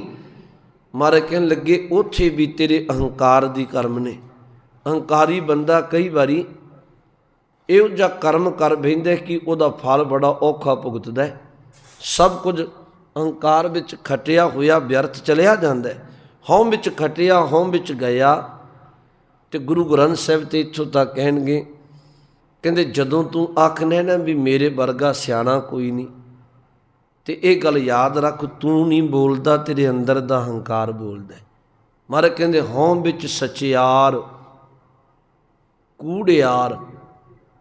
ਅਹੰਕਾਰ ਕਰਕੇ ਤੂੰ ਆਪਣੇ ਆਪ ਨੂੰ ਕਹਿ ਦਿੰਦਾ ਮੇਰੇ ਵਰਗਾ ਸਿਆਣਾ ਕੋਈ ਨਹੀਂ, ਤੇ ਅਹੰਕਾਰ ਹੀ ਤੇਰੇ ਤੋਂ ਕੂੜੇ ਕੰਮ ਕਰਵਾਉਂਦਾ। ਗੁਰਮੁਖੋ, ਇਹ ਗੱਲ ਫਿਰ ਧਿਆਨ 'ਚ ਰੱਖੋ। ਸਿੱਖ ਆਖਦਾ ਵੀ ਮੱਤ ਜਿੰਨੀ ਗੁਰੂ ਦੀ ਹੈ, ਮਨਮੁਖ ਬੰਦਾ ਅਹੰਕਾਰ ਵਿੱਚ ਭਿੱਜ ਕੇ ਕਹੇਗਾ ਕਿ ਮੇਰੇ ਵਰਗੀ ਮੱਤ ਸਮੱਤ ਕਿਸੇ ਕੋਲ ਨਹੀਂ। ਤੇ ਬਹੁਤ ਵਾਰੀ ਕਿ ਸਾਨੂੰ ਆਪਣੀ ਮੱਤ ਨੇ, ਸਾਡੇ ਆਪਣੇ ਅਹੰਕਾਰ ਦੀ ਮੱਤ ਨੇ ਗੁਰੂ ਤੋਂ ਵੀ ਦੂਰ ਕਰ ਦਿੱਤਾ, ਗੁਰੂ ਨਾਲ ਜੁੜਨ ਨਹੀਂ ਦਿੰਦੀ। ਇੱਥੇ ਤੁਹਾਨੂੰ ਬੇਅੰਤ ਮਿਲਣਗੇ ਜਿਹੜੇ ਕਹਿਣਗੇ ਅਹੰਕਾਰ ਵਸ ਪੈ ਕੇ ਕਹਿੰਦੇ ਨੇ, ਉਹ ਅਗਿਆਨੀ ਬੜੇ ਨੇ। ਕਹਿਣਗੇ ਬਾਣੀ ਪੜ੍ਹਨ ਦੀ ਲੋੜ ਕੋਈ ਨਹੀਂ, ਸਤ ਸੰਗਤ ਦੀ ਲੋੜ ਕੋਈ ਨਹੀਂ, ਸੇਵਾ ਸਿਮਰਨ ਦੀ ਕੀ ਲੋੜ ਏ। ਪਰ ਕੌਣ ਦੱਸੇ ਵੀ ਤੁਸੀਂ ਅਹੰਕਾਰ ਵਿੱਚ ਮੱਤੇ ਹੋਏ, ਅਗਿਆਨਤਾ ਵਸ ਪੈ ਕੇ ਇਹੋ ਜਿਹੇ ਬੋਲ ਬੋਲਦੇ ਹੋ, ਪਰ ਅਕਲ ਤੁਹਾਨੂੰ ਹੈ ਕੋਈ ਨਹੀਂ। ਬੋਲੀ ਜ਼ਰੂਰ ਜਾਂਦੇ ਹੋ, ਪਰ ਸਤਿਗੁਰੂ ਕਹਿੰਦੇ ਇਹ ਅਹੰਕਾਰ ਐਸਾ ਹੈ ਕਿ ਬੰਦੇ ਨੂੰ ਆਪਣੇ ਅੰਦਰੋਂ ਹੀ ਇਹ ਕਹਿਣਾ ਸ਼ੁਰੂ ਕਰ ਦਿੰਦੇ ਵੀ ਤੇਰੇ ਵਰਗਾ ਸਿਆਣਾ ਕੌਣ ਹੈ। ਹਉ ਵਿੱਚ ਸਚਿਆਰ, ਤੇ ਅੱਗੇ ਕਿਹਾ ਇਹੀ ਹੰਕਾਰ ਹੈ ਗੁਰੂ ਪਰਮਾਤਮਾ ਦੇ ਨਾਮ ਤੋਂ ਤੋੜ ਕੇ ਤੇ ਫਿਰ ਕੂੜੇ ਕੰਮ ਕਰਵਾਉਂਦਾ। ਹਉ ਵਿੱਚ ਸਚਿਆਰ, ਕੂੜਿਆਰ। ਤੇ ਕਦੀ ਕਦਾਈ ਹੰਕਾਰ ਹੀ ਏ ਅਗਲਾ ਬੜਾ ਵੱਡਾ ਕੰਮ ਇਹ ਕਰਾਉਂਦਾ ਵੀ ਹਉ ਵਿੱਚ ਪਾਪ ਪੁੰਨ ਵਿਚਾਰ ਆਪ ਹੀ ਫੁਰਨੇ ਬਣਾ ਲੈਂਦਾ। ਮੈਂ ਤੇ ਕਦੀ ਪਾਪ ਕੀਤਾ ਹੀ ਨਹੀਂ, ਤੇ ਆਪ ਹੀ ਆਪਣੀਆਂ ਗਿਣਤੀਆਂ ਮਿਣਤੀਆਂ ਕਰਕੇ ਕਹੇਗਾ ਮੇਰੇ ਵਰਗਾ ਪੁੰਨੀ ਬੰਦਾ ਕੋਈ ਨਹੀਂ, ਪੁੰਨ ਕਰਮ ਕਰਨ ਵਾਲਾ। ਸਤਿਗੁਰੂ ਕਹਿਣ ਲੱਗੇ ਲੇਖਾ ਜੋਖਾ ਵੀ ਆਪ ਹੀ ਕਰੀ ਜਾਂਦਾ। ਫਿਰ ਕਹਿਣ ਲੱਗੇ ਹਉ ਵਿੱਚ ਪਾਪ ਪੁੰਨ ਵਿਚਾਰ। ਤੇ ਅੱਗੇ ਕਿਹਾ ਇਹ ਅਹੰਕਾਰ ਐਸਾ ਹੈ, ਇਹ ਬੰਦੇ ਨੂੰ ਹਸਾਉਂਦਾ ਵੀ ਹੈ। ਮਹਾਰਾਜ ਅਹੰਕਾਰ ਹਸਾਉਂਦਾ, ਕਹਿਣ ਲੱਗੇ ਹਾਂ ਇਹ ਹਸਾਉਂਦਾ ਦੂਜੇ ਵੱਲ ਵੇਖ ਕੇ, ਇਹ ਆਪਣੇ ਵੱਲ ਨਹੀਂ ਵੇਖਣ ਦਿੰਦਾ ਵੀ ਤੇਰੇ ਕਰਮ ਕੀ ਨੇ, ਤੇਰੀ ਬਿਰਤੀ ਕੀ, ਤੂੰ ਕੀ ਕਰਦਾ, ਕਰਨ ਕੀਆਂ ਹੈ। ਕਹਿੰਦੇ ਹਉ ਵਿੱਚ ਹੱਸੈ, ਇਹ ਬੰਦੇ ਨੂੰ ਹਸਾ ਵੀ ਦਿੰਦਾ ਹੰਕਾਰ। ਮਹਾਰਾਜ ਕਿਵੇਂ? ਕਹਿਣ ਲੱਗੇ ਜਦੋਂ ਕਿਸੇ ਬਾਹਰੀ ਤੌਰ 'ਤੇ ਇਹ ਆਪਣੇ ਤੋਂ ਕਿਸੇ ਮੁਫਲਸ ਗਰੀਬ ਨੂੰ ਵੇਖਦਾ, ਕਦੀ ਉਹਦੀ ਗਰੀਬੀ 'ਤੇ ਹੱਸ ਕੇ ਉਹਦਾ ਮਜ਼ਾਕ ਉਡਾਉਂਦਾ। ਅਤੇ ਮੈਂ ਕਈ ਵਾਰੀ ਬੇਨਤੀ ਆਖਦਾ, ਗੁਰੂ ਗ੍ਰੰਥ ਸਾਹਿਬ ਵਿੱਚ ਇੱਕ ਬਚਨ ਆਉਂਦਾ, ਗੁਰਮੁਖੋ ਇਹ ਭੁੱਲੋ ਨਾ ਗਰੀਬੀ ਕਈ ਤਰ੍ਹਾਂ ਦੀ ਹੈ। ਕੋਈ ਧਨ ਕਰਕੇ ਗਰੀਬ ਹੋ ਸਕਦਾ, ਕੋਈ ਤਨ ਕਰਕੇ, ਸਰੀਰ ਕਿਸੇ ਦਾ ਠੀਕ ਨਹੀਂ ਗਰੀਬ ਹੋ ਸਕਦਾ, ਕੋਈ ਵਿੱਦਿਆ ਖਾਤਰ ਵਿੱਦਿਆ ਨਾ ਹੋਵੇ ਇਸ ਪੱਖ ਤੋਂ ਗਰੀਬ ਹੋ ਸਕਦਾ। ਪਰ ਗੁਰੂ ਗ੍ਰੰਥ ਸਾਹਿਬ ਨੇ ਇੱਕ ਬਚਨ ਕਿਹਾ ਹੈ, ਮਹਾਰਾਜ ਕਹਿਣ ਲੱਗੇ ਆਪਣੇ ਆਪ ਵਿੱਚ ਹੰਕਾਰੀ ਹੋ ਕੇ ਤੇ ਕਦੀ ਕਿਸੇ ਗਰੀਬ 'ਤੇ ਹੱਸੀ ਨਾ। ਤੇ ਪੁੱਛਿਆ ਮਹਾਰਾਜ ਕਿਉਂ? ਕਹਿਣ ਲੱਗੇ ਹਜੇ ਤੇਰੀ ਵੀ ਬੇੜੀ ਸਮੁੰਦਰ ਵਿੱਚ, ਕੱਲ ਤੇਰੇ ਨਾਲ ਪਤਾ ਨਹੀਂ ਕੀ ਭਾਣਾ ਵਾਪਰਨਾ, ਬੇੜੀ ਡੁੱਬਣੀ ਹੈ ਕਿ ਪਾਰ ਹੋਣੀ। ਤੂੰ ਕਿਸੇ 'ਤੇ ਹੱਸਿਆ ਨਾ ਕਰ, ਬਲਕਿ ਰੱਬ ਦਾ ਸ਼ੁਕਰ ਕਰਿਆ ਕਰ। ਬਾਣੀ ਦਾ ਇੱਕ ਬਚਨ ਆਉਂਦਾ, ਕਬੀਰ ਗਰਬ ਨਾ ਕੀਜੀਐ ਰੰਕ ਨਾ ਹੱਸੀਐ ਕੋਏ। ਰੰਕ ਗਰੀਬ, ਆਪਣੇ ਅੰਦਰ ਅਹੰਕਾਰੀ ਹੋ ਕੇ ਗਰੀਬ 'ਤੇ ਹੱਸਣਾ। ਕਬੀਰ ਗਰਬ ਨਾ ਕੀਜੀਐ ਰੰਕ ਨਾ ਹੱਸੀਐ ਕੋਏ। ਅਜੋ ਸੋ ਨਾਉ ਸਮੁੰਦਰ ਮੈਂ ਕਿਆ ਜਾਨੋ ਕਿਆ ਹੋਏ। ਤੇਰੀ ਬੇੜੀ ਵੀ ਸਮੁੰਦਰ 'ਚ ਮਨਾ, ਰੱਬ ਦੇ ਭਾਣੇ ਦਾ ਕੋਈ ਪਤਾ ਨਹੀਂ ਕੀ ਵਾਪਰ ਜਾਏ। ਤੇ ਇਹ ਅਹੰਕਾਰ ਬੰਦੇ ਨੂੰ ਹਸਾਉਂਦਾ। ਫਿਰ ਮਹਾਰਾਜ ਕਹਿੰਦੇ ਇਹੀ ਅਹੰਕਾਰ ਏ, ਕੱਲਾ ਹਸਾਉਂਦਾ ਨਹੀਂ, ਇਹ ਬੰਦੇ ਨੂੰ ਰਵਾ ਵੀ ਦਿੰਦਾ। ਮਹਾਰਾਜ ਉਹ ਕਿਵੇਂ? ਬੰਦਾ ਅਹੰਕਾਰ ਵਸ ਪੈ ਕੇ ਕਰਮ ਮਾੜਾ ਕਰਦਾ, ਫਲ ਭੁਗਤਣ ਵੇਲੇ ਇਹ ਰੋਂਦਾ। ਹਉ ਵਿੱਚ ਹੱਸੈ ਹਉ ਵਿੱਚ ਰੋਵੈ, ਹਉ ਵਿੱਚ ਭਰੀਐ ਹਉ ਵਿੱਚ ਧੋਵੈ, ਹਉ ਵਿੱਚ ਜਾਤੀ ਜਿਨਸੀ ਖੋਵੈ। ਮਹਾਰਾਜ ਕਹਿਣ ਲੱਗੇ ਜਿੰਨੇ ਇਹ ਕਰਮ ਕਰਦਾ ਬਹੁਤੇ ਅਹੰਕਾਰ ਵਸ ਪਾ ਕੇ ਕਰਦਾ। ਪਰ ਮੈਂ ਜਿਹੜੀ ਬੇਨਤੀ ਤੁਹਾਨੂੰ ਬਾਣੀ ਵਿੱਚੋਂ ਕਹਿ ਰਿਹਾ ਗੁਰਮੁਖੋ, ਮੱਥਾ ਟੇਕਣ ਦਾ ਭਾਵ ਆਪਣੇ ਅੰਦਰ ਦਾ ਅਹੰਕਾਰ ਤਿਆਗਣਾ। ਦੂਜੀ ਗੱਲ ਨਿਮਰਤਾ ਧਾਰਨ ਕਰ ਲੈਣੀ। ਤੇ ਵੇਖੋ ਤੁਸੀਂ ਗੁਰੂ ਗ੍ਰੰਥ ਸਾਹਿਬ ਦੀ ਜੇ ਬਾਣੀ ਪੜ੍ਹੋ, ਸਤਿਗੁਰੂ ਬੜੀ ਵੱਡੀ ਨਿਮਰਤਾ ਦੀ ਗੱਲ ਕਰਨਗੇ। ਮਹਾਰਾਜ ਇੱਕ ਉਦਾਹਰਨ ਦਿੰਦੇ ਆ ਬਾਣੀ ਅੰਦਰ। ਸਤਿਗੁਰੂ ਕਹਿਣ ਲੱਗੇ ਜਿੰਨਾ ਸਮਾਂ ਤੇਰੇ ਅੰਦਰ ਅਹੰਕਾਰ ਹੈ ਨਾ, ਨਿਮਰਤਾ ਹੈ ਕੋਈ ਨਹੀਂ। ਤੂੰ ਕਿੰਨਾ ਵੀ ਉੱਚਾ ਹੋਵੇਂ, ਕਿੰਨਾ ਵੀ ਪਦਵੀ ਹੋਵੇ, ਜੇ ਅੰਦਰ ਅਹੰਕਾਰ ਪਿਆ, ਨਿਮਰਤਾ ਨਹੀਂ, ਤੇ ਇਹ ਪਦਵੀ ਤੇ ਉਚਾਈ ਕਿਸੇ ਕੰਮ ਦੀ ਨਹੀਂ। ਉਦਾਹਰਨ ਪਤਾ ਕੈਸਾ ਦਿੱਤਾ? ਕਹਿੰਦੇ ਸਿਮਲ ਦਾ ਰੁੱਖ ਵੇਖੋ, ਸਿਮਲ ਦਾ ਰੁੱਖ ਬਿਲਕੁਲ ਤੀਰ ਵਾਂਗੂ ਸਿੱਧਾ ਉੱਚਾ ਬੜਾ ਹੈ, ਆਕਾਰ ਵਿੱਚ ਕੱਦ ਬੜਾ ਹੈ ਤੇ ਮੋਟਾਈ ਬੜੀ ਆ। ਫੁੱਲ ਵੀ ਲੱਗੇ ਨੇ, ਫਲ ਵੀ ਲੱਗੇ ਨੇ ਸਿਮਲ ਦੇ ਰੁੱਖ ਨੂੰ। ਤੇ ਪੰਛੀ ਆਉਂਦੇ ਆ, ਖਾਸ ਕਰਕੇ ਤੋਤੇ ਬਹਿੰਦੇ ਨੇ ਸਿਮਲ ਦੇ ਰੁੱਖ 'ਤੇ। ਜਦੋਂ ਆਉਂਦੇ ਤੇ ਆਸ ਲੈ ਕੇ ਨੇ ਵੀ ਛਾਂ ਮਿਲੇਗੀ ਤੇ ਫਲ ਮਿਲੇਗਾ। ਉੱਚਾ ਬਹੁਤ ਹੈ ਸਿਮਲ, ਪਰ ਜਦੋਂ ਪੰਛੀ ਆਇਆ ਤੇ ਇੱਕ ਤੇ ਉਹਦੇ ਪੱਤੇ ਇੰਨੇ ਬਿਰਲੇ, ਛਾਂ ਕੋਈ ਨਹੀਂ, ਤੇ ਦੂਜਾ ਜਦੋਂ ਉਹਦੇ ਫਲ ਵਿੱਚ ਆਪਣੀ ਚੁੰਝ ਮਾਰੀ ਪੰਛੀ ਨੇ, ਸਤਿਗੁਰੂ ਕਹਿਣ ਲੱਗੇ ਫਲ ਵਿੱਚ ਰਸ ਕੋਈ ਨਹੀਂ ਤੇ ਬਕ-ਬਕੇ ਸਨ। ਸ਼ਬਦ ਵਰਤਿਆ, ਕਹਿਣ ਲੱਗੇ ਬਕ-ਬਕੇ ਸਨ। ਤੇ ਗੁਰੂ ਜੀ ਅੱਗੇ ਕਹਿਣ ਲੱਗੇ ਕੀ ਫਾਇਦਾ ਸਿਮਲ ਤੇਰੀ ਉਚਾਈ ਦਾ, ਨਾ ਤੂੰ ਕਿਸੇ ਨੂੰ ਛਾਂ ਦੇ ਸਕਦਾ, ਨਾ ਤੇਰਾ ਮਿੱਠਾ ਫਲ ਏ। ਇਸ ਨਾਲੋਂ ਤੇ ਕਿੰਨਾ ਚੰਗਾ ਉੱਚਾ ਭਾਵੇਂ ਘੱਟ ਹੋਵੇ ਪਰ ਰਸ ਤੇ ਫਲ ਹੁੰਦਾ, ਤੇ ਪੰਛੀ ਤੇਰੇ ਕੋਲ ਉਡਾਰੀ ਨਾ ਮਾਰਦੇ, ਪੰਛੀ ਤੇਰੇ ਕੋਲ ਟਿਕ ਕੇ ਬਹਿੰਦੇ। ਹੁਣ ਇਹ ਤੇ ਬਾਹਰੀ ਉਦਾਹਰਨ ਦਿੱਤਾ, ਸਮਝਾਇਆ ਬੰਦੇ ਨੂੰ ਕਿ ਆਪਣੇ ਆਪ ਵਿੱਚ ਆਪਣੇ ਆਪ ਨੂੰ ਵੱਡਾ ਕਹਾਏ, ਆਪਣੇ ਆਪ ਵਿੱਚ ਅਹੰਕਾਰੀ ਹੋਵੇ, ਤੇ ਜਦੋਂ ਕੋਈ ਚੱਲ ਕੇ ਕੋਲ ਆਵੇ ਉਹਦੇ ਲਈ ਦੋ ਮਿੱਠੇ ਬੋਲ ਨਾ ਬੋਲ ਸਕੇ, ਤੇ ਕਦੀ ਕਿਸੇ ਨੂੰ ਸੇਵਾ ਦਾ ਰੂਪ ਜਾਣ ਕੇ ਕਿਸੇ ਦਾ ਕੰਮ ਨਾ ਸਵਾਰੇ। ਤੇ ਸਤਿਗੁਰੂ ਕਹਿਣ ਲੱਗੇ ਕੀ ਫਾਇਦਾ ਤੇਰੇ ਅਹੰਕਾਰ ਦਾ, ਵੱਡੇਪਣ ਦਾ। ਸਿਮਲ ਵੀ ਬੜਾ ਉੱਚਾ, ਫਲ ਤੇ ਫੁੱਲ ਉਹਦੇ ਵੀ ਫਿੱਕੇ ਤੇ ਬਕਬਕੇ ਨੇ। ਇਹ ਬੰਦੇ ਵੱਡਾ ਕਹਾਉਣਾ, ਅੰਦਰੋਂ ਬਿਰਤੀ ਬਕਬਕੀਏ, ਇਹ ਜੀ ਵੱਡੇ ਪੁੰਨ ਦਾ ਕੋਈ ਫਾਇਦਾ ਨਹੀਂ। ਬਾਣੀ ਦਾ ਬਚਨ ਨੇ। ਕਹਿਣ ਲੱਗੇ ਸਿਮਲ ਰੁੱਖ ਸਰਾਏ ਦਾ, ਅਤ ਦੀਰਘ ਅਤ ਮੁੱਛ। ਓਏ ਜੇ ਆਵੇ ਆਸ ਕਰ, ਜਾਹੇ ਨਿਰਾਸੇ ਕਿਤ। ਪੰਛੀ ਆਸ ਲੈ ਕੇ ਆਇਆ ਪਰ ਨਿਰਾਸ਼ਾ ਮੁੜ ਗਿਆ। ਓਏ ਜੇ ਆਵੇ ਆਸ ਕਰ, ਜਾਹੇ ਨਿਰਾਸੇ ਕਿਤ। ਫਲ ਫਿੱਕੇ ਫੁੱਲ ਬਕਬਕੇ, ਕੰਮ ਨਾ ਆਵੇ ਪਤ। ਮਾਰੇ ਕਹਿਣ ਲੱਗੇ ਫਲ ਫਿੱਕੇ ਨੇ, ਫੁੱਲ ਬਕਬਕੇ ਨੇ। ਫਲ ਫਿੱਕੇ ਫੁੱਲ ਬਕਬਕੇ, ਕੰਮ ਨਾ ਆਵੇ ਪਤ। ਪੱਤਿਆਂ ਦੀ ਛਾਂ ਕੋਈ ਨਹੀਂ। ਤੇ ਅੱਗੇ ਇੱਕ ਬਚਨ ਵਰਤਿਆ, ਕਹਿਣ ਲੱਗੇ ਮਿੱਠਤ ਨੀਵੀਂ ਨਾਨਕਾ, ਗੁਣ ਚੰਗਿਆਈਆਂ ਤਤ। ਕਹਿਣ ਲੱਗੇ ਆਪਣੇ ਜੀਵਨ ਅੰਦਰ ਨਿਮਰਤਾ, ਮਿੱਠੇ ਬੋਲ ਧਾਰਨ ਕਰ। ਇਹ ਚੰਗੇ ਗੁਣਾਂ ਵਿੱਚੋਂ ਸਭ ਤੋਂ ਵੱਡਾ ਤਤ ਹੈ। ਗੁਰਮੁਖੋਂ ਅਰਦਾਸ ਦਾ ਭਾਵ, ਗੁਰੂ ਚਰਨਾਂ ਵਿੱਚ ਆ ਕੇ ਨਮਸਕਾਰ ਦਾ ਭਾਵ, ਅੰਦਰ ਦਾ ਅਹੰਕਾਰ ਤਿਆਗਣਾ ਤੇ ਨਿਮਰਤਾ ਦਾ ਧਾਰਨੀ ਬਣਨਾ। ਗੁਰਮੁਖੋ ਗੁਰੂ ਗ੍ਰੰਥ ਸਾਹਿਬ ਦੀ ਬਾਣੀ ਪੜ੍ਹੋ ਤੇ ਨਿਮਰਤਾ ਮਹਾਰਾਜ ਨੇ ਕਿਹਾ ਇਹ ਜ਼ਿੰਦਗੀ ਦਾ ਬੜਾ ਕੀਮਤੀ ਗਹਿਣਾ ਹੈ। ਵੇਖੋ ਮਹਾਰਾਜ ਇੱਕ ਥਾਂ ਕਹਿੰਦੇ ਆ, ਕਹਿਣ ਲੱਗੇ ਰੱਬ ਦਾ ਨਾਮ ਇਸ ਤਰ੍ਹਾਂ ਮਾਨੋ ਰੇਤ ਵਿੱਚ ਖਿੰਡੀ ਹੋਈ ਖੰਡ ਹੈ। ਧਿਆਨ ਦੇ ਕੇ ਸੁਣੋ, ਰੇਤ ਵਿੱਚ ਖਿੰਡੀ ਹੋਈ ਖੰਡ ਦੀ ਤਰ੍ਹਾਂ ਪਰਮਾਤਮਾ ਦਾ ਨਾਮ ਹੈ। ਤੇ ਰੇਤ ਵਿੱਚ ਖਿੰਡੀ ਹੋਈ ਖੰਡ ਨੂੰ ਗੁਰੂ ਜੀ ਕਹਿਣ ਲੱਗੇ ਹਾਥੀ ਨਹੀਂ ਚੁਣ ਸਕਦਾ, ਉਹਨੂੰ ਕੀੜੀ ਚੁਣੇਗੀ। ਕੀੜੀ ਚੁਣਦੀ ਆ। ਵੇਖੋ ਸ਼ਬਦ ਬਾਣੀ 'ਚ ਕਿਹੋ ਜਿਹੇ ਮਹਾਰਾਜ ਨੇ ਚੁਣੇ। ਤੇ ਪੁੱਛਿਆ ਮਹਾਰਾਜ ਕੀੜੀ ਕਿਵੇਂ? ਕਹਿਣ ਲੱਗੇ ਕੀੜੀ ਆਕਾਰ ਵਿੱਚ ਭਾਵੇਂ ਛੋਟੀ ਆ, ਹਾਥੀ ਆਕਾਰ ਵਿੱਚ ਬੜਾ ਵੱਡਾ ਹੈ। ਪਰ ਜਦੋਂ ਰੇਤ ਵਿੱਚ ਖਿੰਡੀ ਖੰਡ ਨੂੰ ਚੁਣਨਾ ਹੋਵੇ ਤੇ ਫਿਰ ਹਾਥੀ ਚੁਣ ਕੋਈ ਨਹੀਂ ਸਕਦਾ, ਕੀੜੀ ਚੁਣਦੀ ਆ। ਇਹਦਾ ਭਾਵ ਹੋ ਗਿਆ ਕਿ ਆਪਣੇ ਆਪ ਨੂੰ ਹਾਥੀ ਦੀ ਤਰ੍ਹਾਂ ਵੱਡਾ ਅਹੰਕਾਰੀ ਨਾ ਬਣਾਈ, ਆਪਣੇ ਆਪ ਨੂੰ ਕੀੜੀ ਵਾਂਗੂ ਨਿਮਰਤਾਵਾਨ ਛੋਟਾ ਜਿਹਾ ਜਾਣੀ। ਤੇ ਜਿਹੜਾ ਕੀੜੀ ਵਾਲੀ ਬਿਰਤੀ ਭਾਵ ਆਪਣੇ ਆਪ ਨੂੰ ਛੋਟਾ ਜਿਹਾ ਜਾਣ ਕੇ, ਨਿਮਾਣਾ ਨਿਤਾਣਾ ਜਾਣ ਕੇ ਅਰਦਾਸ ਕਰਦਾ ਹੈ, ਉਹ ਪਰਮੇਸ਼ਵਰ ਦੇ ਨਾਮ ਰੂਪੀ ਖੰਡ ਨੂੰ ਚੁਣ ਲੈਂਦਾ, ਉਹ ਨਾਮ ਜਪ ਲੈਂਦਾ। ਬਾਣੀ ਸ਼ਬਦ ਆਉਂਦੇ ਕਬੀਰ ਹਰ ਹੈ ਖਾਂਡ, ਰੇਤ ਮੈਂ ਵਿਖਰੀ, ਹਾਥੀ ਚੁਣਿਓ ਨਾ ਜਾਈ। ਕਹਿ ਕਬੀਰ ਗੁਰ ਭਲੀ ਬੁਝਾਈ, ਕੀਟੀ ਹੋਏ ਕਹਿ ਖਾਈ। ਇਹਦਾ ਭਾਵ ਹੋ ਗਿਆ ਕਿ ਆਪਣੇ ਆਪ ਨੂੰ ਨਿਮਰਤਾ ਬਣ ਰੱਖੀ।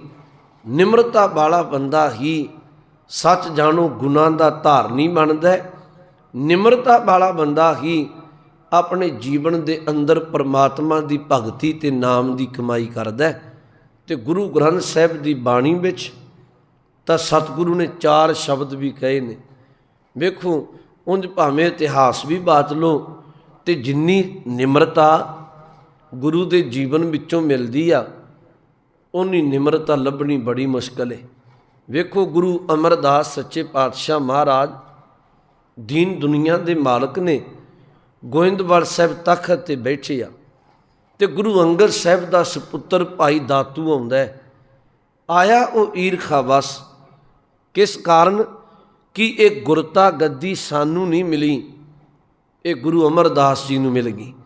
ਪਰ ਕੌਣ ਦੱਸੇ ਵੀ ਇੱਥੇ ਹੱਕ ਕੋਈ ਨਹੀਂ, ਇਹ ਤੇ ਸੇਵਾ ਸਿਮਰਨ ਬੰਦਗੀ ਭਗਤੀ ਤੇ ਜਿਹੜਾ ਗੁਰੂ ਕੀ ਰਹਿਮਤ ਲੈ ਗਿਆ। ਹੁਣ ਗੁਰਿਆਈ ਤੇ ਗੁਰੂ ਨਾਨਕ ਸਾਹਿਬ ਦੇ ਸੁਪੁੱਤਰਾਂ ਨੂੰ ਵੀ ਨਹੀਂ ਮਿਲੀ। ਭਾਈ ਲਹਿਣਾ ਜੀ ਗੁਰੂ ਅੰਗਦ ਸਾਹਿਬ ਬਣੇ ਕਿਉਂਕਿ ਗੁਰੂ ਨਾਨਕ ਸਾਹਿਬ ਦੇ ਸੁਪੁੱਤਰਾਂ ਨੇ ਉਹ ਬਚਨ ਨਹੀਂ ਕਮਾ ਸਕੇ।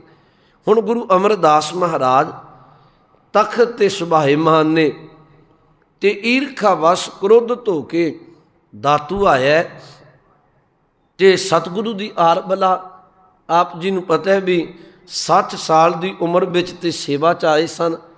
ਕੁਝ 62 ਕਹਿੰਦੇ ਆ ਤੇ 12 ਸਾਲ ਗਾਗਰ ਢੋਈ ਸੇਵਾ ਕੀਤੀ, ਗੁਰੂ ਜਪਿਆ। 72 ਸਾਲ ਦੀ ਉਮਰ ਹੈ, ਬਜ਼ੁਰਗ ਅਵਸਥਾ ਹੈ, ਤਖਤ ਤੇ ਬੈਠੇ ਨੇ। ਇਤਿਹਾਸ ਕਹਿੰਦੇ ਦਾਤੂ ਆਉਂਦਾ ਤੇ ਗੁਰੂ ਅਮਰਦਾਸ ਜੀ ਨੂੰ ਜ਼ੋਰ ਦੀ ਲੱਤ ਮਾਰਦਾ। ਮਹਾਰਾਜ ਤਖਤ ਤੋਂ ਥੋੜਾ ਉਹਦੀ ਜ਼ੋਰ ਦੀ ਲੱਤ ਮਾਰਨ ਕਾਰਨ ਡਿੱਗੇ ਕਹਿ ਲਓ, ਉਤਰ ਗਏ ਕਹਿ ਲਓ। ਤੇ ਵੇਖੋ ਸਮਰੱਥਾ ਬੜੀ ਹੈ ਗੁਰੂ ਅਮਰਦਾਸ ਜੀ 'ਚ। ਬਚਨ ਕਹਿਣ ਤੇ ਕੁਝ ਵੀ ਕਰ ਸਕਦੇ ਨੇ, ਪਰ ਨਿਮਰਤਾ। ਦਾਤੂ ਦਾ ਚਰਨ ਪਕੜ ਕੇ ਕਿਹਾ, ਦਾਤੂ ਇਹ ਬੁੱਢੜੇ ਹੱਡ ਨੇ, ਬਜ਼ੁਰਗ ਅਵਸਥਾ ਹੈ, ਇਹਨਾਂ ਨੂੰ ਕੋਈ ਫਰਕ ਨਹੀਂ ਪੈਣਾ।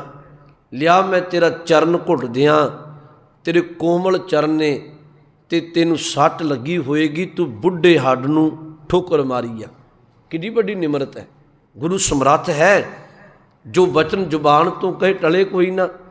ਤੇ ਉਸ ਵੇਲੇ ਉਹ ਭਾਈ ਦਾਤੂ ਸ਼ਰਮਿੰਦਾ ਹੋ ਗਿਆ। ਗੁਰਮੁਖੋ ਉਹ ਵੱਖਰਾ ਪਾਖੇ ਕਿ ਗੁਰੂ ਅਰਜਨ ਸਾਹਿਬ ਮਹਾਰਾਜ ਦੇ ਵੇਲੇ ਇਹਨੇ ਆਪਣੇ ਕੀਤੇ ਗੁਨਾਹ ਦੀ ਬਾਰ-ਬਾਰ ਝੁਕ ਕੇ, ਇੱਕ ਵਾਰ ਨਹੀਂ ਬਾਰ-ਬਾਰ ਗੁਨਾਹ ਦੀ ਮਾਫੀ ਮੰਗਦਾ ਹੈ। ਸਤਿਗੁਰੂ ਨੂੰ ਬਾਰ-ਬਾਰ ਆਖਦਾ, ਮੈਂ ਬੜਾ ਵੱਡਾ ਪਾਪ ਤੇ ਮਾੜਾ ਕਰਮ ਕੀਤਾ, ਪਰ ਮੈਂ ਕੇਵਲ ਨਿਮਰਤਾ ਦਾ ਪੱਖ ਲੈ ਰਿਹਾ ਕਿ ਗੁਰੂ ਘਰ ਵਿੱਚ ਕਿੰਨੀ ਵੱਡੀ ਨਿਮਰਤਾ ਹੈ। ਤੇ ਆਪ ਜੀ ਕਦੀ 4 ਸ਼ਲੋਕ ਪੜ੍ਹੋ, ਇੱਕ ਨਹੀਂ ਲਗਾਤਾਰ 4 ਸ਼ਲੋਕ ਨੇ ਭਗਤ ਕਬੀਰ ਸਾਹਿਬ ਦੇ। ਨਿਮਰਤਾ ਕਿਹੋ ਜਿਹੀ ਚਾਹੀਦੀ ਹੈ। ਭਗਤ ਜੀ ਕਹਿੰਦੇ ਆ, ਕਹਿਣ ਲੱਗੇ ਆਪਣਾ ਜੀਵਨ, ਆਪਣੀ ਬਿਰਤੀ ਰਾਹ ਵਿੱਚ ਪਏ ਇੱਕ ਰੋੜੇ ਦੀ ਤਰ੍ਹਾਂ ਬਣਾ ਲੈ। ਰਸਤੇ ਵਿੱਚ ਪਏ ਹੋਏ ਰੋੜੇ ਦੀ ਤਰ੍ਹਾਂ। ਤੇ ਪੁੱਛਿਆ, ਮਹਾਰਾਜ ਇਹ ਕਿਵੇਂ? ਕਹਿਣ ਲੱਗੇ, ਜਦੋਂ ਕੋਈ ਰਾਹਗੀਰ ਤੁਰਦਾ ਹੈ, ਰਸਤੇ ਵਿੱਚ ਰੋੜਾ ਪਿਆ ਹੋਵੇ ਤੇ ਉਹ ਤੁਰਿਆ ਜਾਂਦਾ, ਕੋਈ ਰਾਹਗੀਰ ਉਹਨੂੰ ਠੋਕਰ ਮਾਰ ਕੇ ਸੱਜੇ ਕਰ ਦੇਵੇ ਤਾਂ ਕੋਈ ਗਿਲਾ ਨਹੀਂ, ਤੁਰਦਿਆਂ ਕੋਈ ਖੱਬੇ ਕਰ ਦੇਵੇ ਤਾਂ ਕੋਈ ਗਿਲਾ ਨਹੀਂ। ਕਹਿਣ ਲੱਗੇ ਆਪਣੀ ਬਿਰਤੀ ਰੋੜੇ ਵਰਗੀ ਬਣਾ, ਤੈਨੂੰ ਕੋਈ ਚੰਗਾ ਬੋਲੇ ਤਾਂ ਭਲਾ, ਮੰਦਾ ਬੋਲੇ ਤਾਂ ਭਲਾ, ਪਰ ਤੇਰੇ ਅੰਦਰ ਤੇ ਉਹ ਬੋਲ ਕਦੀ ਅਸਰ ਨਾ ਕਰਨ। ਇਹੋ ਜਿਹੀ ਨਿਮਰਤਾ ਹੋਵੇ। ਸ਼ਬਦ ਵਰਤਿਆ ਕਬੀਰ, ਰੋੜਾ ਖੋਏ ਰਹੋ ਬਾਟ ਕਾ, ਤਜ ਮਨ ਕਾ ਅਭਿਮਾਨ। ਆਪਣੇ ਅੰਦਰ ਦਾ ਅਹੰਕਾਰ ਤਿਆਗ, ਰਾਹ ਵਿੱਚ ਰੋੜੇ ਦੀ ਤਰ੍ਹਾਂ ਬਿਰਤੀ ਬਣਾ। ਕਬੀਰ ਰੋੜਾ ਹੋਏ ਰਹੋ ਬਾਟ ਕਾ, ਤਜ ਮਨ ਕਾ ਅਭਿਮਾਨ। ਐਸਾ ਤੇਰਾ ਦਾਸ ਹੋਏ, ਐਸਾ ਕੋਈ ਦਾਸ ਹੋਏ ਤਾਹੇ ਮਿਲੇ ਭਗਵਾਨ। ਤੇ ਭਗਵਾਨ ਦੀ ਪ੍ਰਾਪਤੀ ਉਹਨੂੰ ਕੋਈ ਇਹੋ ਜਿਹਾ ਸੇਵਕ ਹੋਵੇ।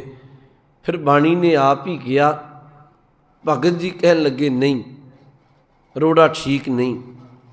ਆਪਣੀ ਬਿਰਤੀ ਤੂੰ ਇੱਕ ਕੰਮ ਕਰ, ਮਿੱਟੀ ਵਰਗੀ ਬਣਾ। ਵੈਸੇ ਉੱਤੇ ਸ਼ਬਦ ਵਰਤਿਆ ਕਬੀਰ, ਰੋੜਾ ਹੁਆ ਤਾਂ ਕਿਆ ਭਇਆ, ਪੰਛੀ ਕੋ ਦੁੱਖ ਦੇ। ਐਸਾ ਕੋਈ ਦਾਸ ਹੋਏ ਜਿਉਂ ਧਰਨੀ ਮੈਂ ਖੇ। ਖੇ ਮਹਾਰਾਜ ਨੇ ਸ਼ਬਦ ਵਰਤਿਆ, ਮਿੱਟੀ, ਰੇਤ। ਮਹਾਰਾਜ ਕਹਿੰਦੇ ਬਿਰਤੀ ਬਣਾ ਮਿੱਟੀ ਰੇਤ ਵਰਗੀ। ਤੇ ਪੁੱਛਿਆ, ਮਹਾਰਾਜ ਰੋੜਾ ਕਿਉਂ ਨਹੀਂ? ਕਹਿਣ ਲੱਗੇ, ਇਹ ਕਈ ਵਾਰ ਰਾਹਗੀਰ ਬੰਦੇ ਦੇ ਤੁਰਦੇ ਪੈਰ ਵਿੱਚ ਵੱਜ ਕੇ ਠੋਕਰ ਬਣਦਾ ਹੈ, ਠੋਕਰ ਬਣ ਕੇ ਵੱਜਦਾ ਹੈ। ਤੇ ਕਿੰਨਾ ਚੰਗਾ ਹੋਵੇ ਤੂੰ ਰੇਤ ਵਰਗਾ ਹੋਵੇਂ। ਰੇਤ ਕਦੀ ਕਿਸੇ ਨੂੰ ਠੋਕਰ ਨਹੀਂ ਮਾਰਦੀ, ਠੇਡਾ ਨਹੀਂ ਵੱਜਦਾ ਉਹਦਾ। ਆਪਾਂ ਵੇਖੋ ਤੁਰਦੇ ਆ ਰਾਹ ਅੰਦਰ, ਬੰਦਾ ਕਈ ਵਾਰੀ ਬੱਚਿਆਂ ਨੂੰ ਕਹਿੰਦੇ ਵੀ ਰਸਤੇ ਵਿੱਚ ਰੋੜੇ ਪੱਥਰ ਨੇ, ਬਚ ਕੇ ਠੇਡਾ ਨਾ ਖਾ ਲਿਓ। ਪਰ ਜੇ ਰਾਹ ਸਾਫ਼ ਮਿੱਟੀ ਵਾਲਾ ਹੋਵੇ ਤੇ ਕੋਈ ਸ਼ਬਦ ਵਰਤਦਾ। ਮਹਾਰਾਜ ਕਹਿੰਦੇ ਨਹੀਂ ਭਾਈ, ਰੋੜਾ ਫਿਰ ਵੀ ਕਦੀ ਠੋਕਰ ਬਣਦਾ ਹੈ, ਤੂੰ ਮਿੱਟੀ ਖੇ ਬਣ। ਖੇ ਕਦੀ ਠੋਕਰ ਨਹੀਂ ਮਾਰਦੀ। ਕਬੀਰ ਰੋੜਾ ਹੁਆ ਤਾਂ ਕਿਆ ਭਇਆ, ਪੰਛੀ ਕੋ ਦੁੱਖ ਦੇ। ਐਸਾ ਤੇਰਾ ਦਾਸ ਹੋਏ ਜਿਉਂ ਧਰਨੀ ਮੈਂ ਖੇ। ਫਿਰ ਆਪ ਹੀ ਕਿਹਾ, ਕਹਿਣ ਲੱਗੇ ਨਹੀਂ ਮਿੱਟੀ ਖੇ ਵੀ ਠੀਕ ਨਹੀਂ। ਮਹਾਰਾਜ ਕਿਉਂ? ਕਹਿਣ ਲੱਗੇ ਇਹ ਵੀ ਕਈ ਵਾਰ ਰਾਹਗੀਰ ਬੰਦੇ ਤੇ ਉੱਡ ਕੇ ਤੇ ਉਹਦੇ ਤਨ ਨੂੰ, ਉਹਦੇ ਕੱਪੜਿਆਂ ਨੂੰ ਲੱਗਦੀ ਆ, ਮੈਲਾ ਕਰਦੀ ਆ। ਮਹਾਰਾਜ ਫਿਰ ਕੀ ਕਰੀਏ? ਕਹਿਣ ਲੱਗੇ ਤੂੰ ਆਪਣੇ ਜੀਵਨ ਅੰਦਰ ਬਿਰਤੀ ਬਣਾ ਪਾਣੀ ਵਰਗੀ। ਪਾਣੀ ਕਿਸੇ ਦੀ ਮੈਲ ਉਤਾਰ ਤੇ ਦਿੰਦਾ ਹੈ, ਪਾਣੀ ਮੈਲ ਲਾਉਂਦਾ ਕੋਈ ਨਹੀਂ। ਪਾਣੀ ਵਿਤਕਰਾ ਕੋਈ ਨਹੀਂ ਕਰਦਾ। ਵੇਖੋ ਉਹਦੇ ਕੋਲ ਪਸ਼ੂ ਆਵੇ, ਪੰਛੀ ਆਵੇ, ਮਨੁੱਖ ਆਵੇ, ਕੋਈ ਜੀਵ ਆਵੇ, ਪਾਣੀ ਨੇ ਕਦੀ ਇਹ ਨਹੀਂ ਕਿਹਾ ਵੀ ਤੂੰ ਅਨਪੜ੍ਹ ਹੈ, ਪੜ੍ਹਿਆ ਲਿਖਿਆ, ਗੋਰਾ ਕਾਲਾ, ਪਸ਼ੂ ਪੰਛੀ ਮਨੁੱਖ। ਉਹਦੇ ਕੋਲ ਜਿਹੜਾ ਆ ਗਿਆ ਤੇ ਜਿਹਨੇ 2 ਘੁੱਟਾਂ ਪੀਤੀਆਂ ਉਹਨੂੰ ਤ੍ਰਿਪਤ ਕਰਨਾ, ਵਿਤਕਰਾ ਨਹੀਂ ਕਰਦਾ ਪਾਣੀ। ਇਹ ਭਾਵ ਨੇ। ਤੇ ਸਤਿਗੁਰੂ ਬਾਣੀ 'ਚ ਕਹਿੰਦੇ ਆ, ਕਹਿਣ ਲੱਗੇ ਆਪਣੀ ਬਿਰਤੀ ਪਾਣੀ ਵਾਲੀ ਬਣਾ। पानी हमेशा निभाण वाले पासे नूं तुरदा है। कबीर खे हुई तो क्या भया, जो उड लागै अंग, हर जन ऐसा चाहिए ज्यों पानी सरभंग। तेरी बिरती पानी वर्गी चाहिदी है। फिर चौथा वचन क्या कहन लगे, नहीं पानी भी ठीक नहीं। वेखो ये गुरु ग्रंथ साहिब की बाणी सानू धर्म की पौड़ी चढ़ाउंदी आ, ते मैं कहना भी जरूर थोड़ा थोड़ा वचन गुरु का कमा के व्यर्थ जीवन ना गवाईए, असी धर्म नूं कमाईए। जिमें बंदा पौड़ी दर पौड़ी चढ़दा है ते कोठे दी शिखर ते पहुँच जाता है, बिल्कुल बाणी इस तरह समझाएगी। पहला क्या रोड़ा बन इत्थे ते बिरती लैके आ, फिर कदी क्या कहन लगे मिट्टी खे बन जा, फिर तीजा वचन क्या खे भी ठीक नहीं ते एक काम कर पानी बन, ते फिर कहन लगे पानी भी ठीक कोई नहीं। ते पुछया महाराज क्यों? कहन लगे पानी कदी गर्म हुंदा है, कदी ठंडा हुंदा है, कदी ठंडा होके दुख दिंदा है ते कदी गर्म होके किसी नूं दुख दिंदा है। ते पुछया महाराज फिर की करिए?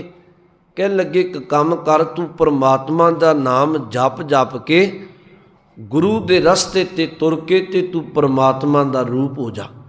छड़ खैड़ा मिट्टी रोड़े ते पानी दा, तू जप जप के परमात्मा दा रूप हो। शब्द वरत्या कबीर, पानी हुआ ता क्या भया, शीरा ताता हुए। शीरा दा अर्थ हुंदा है जी ठंडा। पानी हुआ ता क्या भया, शीरा ताता हुए। हर जन ऐसा चाहिए जैसा हर ही होए। रब दे प्यार वाला इहो जिहा चाहिए जिहो जिहा परमात्मा वाहिगुरू खुद है। इहदा मतलब गुरबाणी कहती है तू गुरु दे राह तुर ते परमेश्वर की भगती बंदगी दे राह तुर के जिहो जिहा गुरु परमात्मा वाहिगुरू आप है ना, ते तू गुरु दे गुणां नूं धारण करके ते गुरु परमात्मा दा रूप हो जा। मैं बेनती केवल ये कह रहा सा, गुरुद्वारे नाल संबंधित आपां अरदास विच पढ़दे रोजाना कि 5 तख्तां सरबत गुरुद्वारे गुरधामां जी का ध्यान तर बोलो जी वाहिगुरू। 5 तख्तां दी विचार आपां कीती। गुरुद्वारा की है, गुरुद्वारा क्यों आउणा, इनू आपां विचारिया ते अज आपां विचारिया भी गुरुद्वारे आके मत्था टेकदे आ गुरु अगे, इहदा भाव की है। इनू फिर ना भुल्लिओ, केवल शरीरक मुद्रा नहीं भी झुक गए ते खड़े हो गए, नहीं। जे शरीरक मुद्रा तक सीमित रहे, गुरु का बचन कमाया ना, ते फिर जीवन की गल नहीं बननी। मत्था टेकण दे भाव ने कि सतगुरु मैं हाथ जोड़ दिते, अपना अहंकार त्याग दें, निमरता दा धारनी। मैं अज तो बाद कोई अहंकार भरी गल नहीं करांगा, निमरता दा धारनी बनदा है। ते जदों मत्था गुरु अगे टेकिया, अपना मस्तक लाया, इहदा भाव हुंदा है अज तो बाद मैं अपनी मत नहीं वरतांगा, जो गुर कहे सोई भल मानै। जो गुरु कहेगा ते गुरु के कहे हुए बचन नूं सतगुरु तुहाडे बचन नूं कमावांगा।